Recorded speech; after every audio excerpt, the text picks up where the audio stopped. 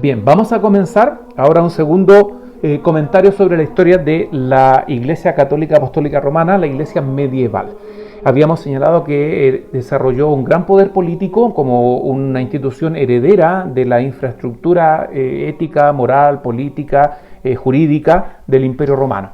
Eso lo explicamos en el video anterior. En estos minutos vamos a avanzar en otros aspectos en los que la Iglesia Católica Apostólica Romana medieval tuvo muchísima influencia y muchísima importancia.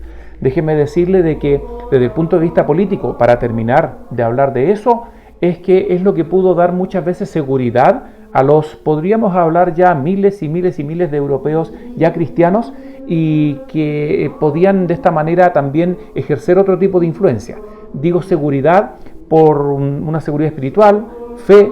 En algún momento la autoridad pontificia, la autoridad de los obispos estuvo por sobre la de condes, duques y marqueses, y eso podríamos decir que hizo de que hubiera cierta estabilidad. Los grandes monarcas medievales buscaban estar en muy buena relación con la Iglesia, la gran mayoría de ellos, porque también eso daba estabilidad a sus reinos. Y como dije anteriormente, para terminar, resulta que muchos de estos monarcas realmente eran reconocidos como legítimos solo cuando el poder pontificio, el Papa, los reconocía como tales o los coronaba como tales, después de lo que habría ocurrido con nuestro conocido Carlomagno en el año 800. Otro aspecto importante, la economía. La economía medieval se vio beneficiada por la Iglesia. Dijimos que la Iglesia poseía tierras, poseía verdaderos feudos. Podemos decir de que la Iglesia funcionó como una excelente empresa. La Iglesia en sus tierras desarrolló trabajo. El trabajo tenía campesinos, podríamos decir como vasallos, y una mano de obra muy importante que en muchos casos fueron los mismos sacerdotes, los mismos monjes que vivían en los monasterios. Ellos lograron desarrollar la agricultura, aplicaron técnicas novedosas y déjenme decirle que en más de alguna oportunidad sirvieron realmente como el sustento de la economía de un reino completo, o al menos de toda Italia. Hubo momentos en donde la población rural, la población también de las ciudades, pasaron por hambrunas terribles o producto de inviernos demasiado crudos o incluso momentos de sequía en aquellos meses en que más se necesitó de la lluvia para los cultivos. La Iglesia tenía reservas, la Iglesia tenía desde ese punto de vista un comportamiento, bastante previsor y salvó de la hambruna a más de alguna ciudad italiana. Debemos decir de que estos sacerdotes, que por una parte se dedicaban a la oración, la meditación, los que estaban en los conventos en su mayoría hacían los esfuerzos y muchos lo consiguieron para ir aprendiendo a leer, escribir, y eran ellos también los que aplicaban parte de estos conocimientos, por ejemplo, a la industria artesanal, a los talleres y entre otras cosas a los nuevos cultivos, como dije hace un rato atrás. La Iglesia funcionó como una empresa y gracias a eso se solventó por largas décadas la economía italiana. Al funcionar como feudo, daban trabajo a muchos vasallos y en muchos casos eso facilitó de que la Iglesia pudiera tener también reservas y riquezas propias, no solo producto de las donaciones de la nobleza y de condes, duques, marqueses y reyes que en muchas ocasiones a través de esta querían asegurar la salvación de sus almas. Desde el punto de vista de la sociedad, tengo que señalar que la Iglesia en alguna medida significó una pequeña escala. Pasaban muchas cosas. Los nobles, a través de su funcionamiento como sacerdotes, obispos y cardenales, veían esto como un ascenso social. En algunos casos como una carrera, esperando más de algunos llegar hasta el sillón de San Pedro y transformarse en papa. Muchas veces entonces la participación en la Iglesia tenía un componente de ascenso social. Ocurrió en muchas ocasiones de que condes, duques y marqueses a sus hijos mayores les entregaban las tierras, le entregaban el título, eran los encargados de continuar con este sistema feudal administrando sus tierras como señor también del castillo. Y en muchos casos el hijo segundo, el tercero o el menor no tenía muchas expectativas porque su hermano mayor acaparaba toda la herencia, no solo económica, sino que la herencia también en cuanto a la responsabilidad que debía cumplir como conde.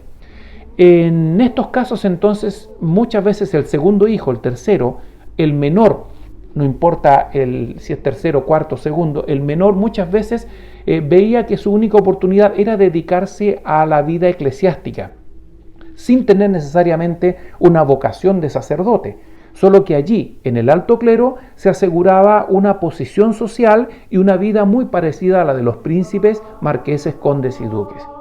Por su parte, en el aspecto social, los grupos más pobres veían en muchas ocasiones que ese tercer, cuarto, quinto hijo que tenían las familias más pobres y que ya no podían alimentar, participar de la vida eclesiástica era al menos asegurarse el alimento.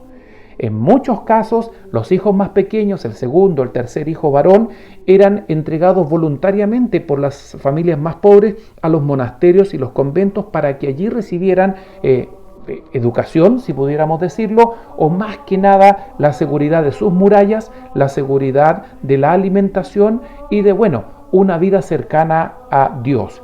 Estas situaciones tuvieron, eso sí, algunas dificultades y problemas producto de la vida al interior de los monasterios, que es parte como de un comentario distinto que podríamos hacer, veremos si alcanzamos. Ahora, así nos vamos a encontrar con que los sacerdotes efectivamente provenían desde un tipo de vida que no necesariamente era como la que uno se imagina en la de un sacerdote consagrado. De ahí que, como dije anteriormente, muchos de ellos tenían familia, hijos y estaban casados. Mientras estuvieran casados no era un problema, hasta que tuvieran hijos y se viera el problema de la herencia de las tierras de este obispo, si eran de la iglesia o de los hijos. Pero ¿qué ocurría en muchos de los casos de los sacerdotes más pobres?